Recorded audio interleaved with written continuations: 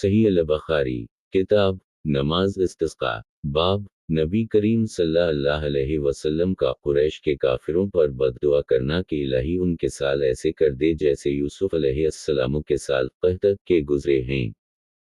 حدیث نمبر 1006۔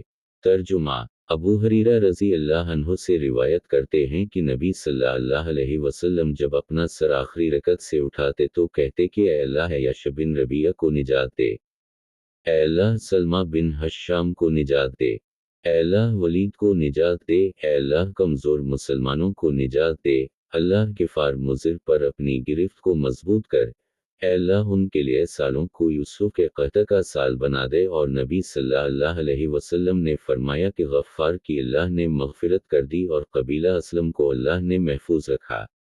اور ابن ابی الزناد نے اپنے والد سے یہ تمام دعائیں نماز صبح کے متعلق بھی نقل کی ہیں۔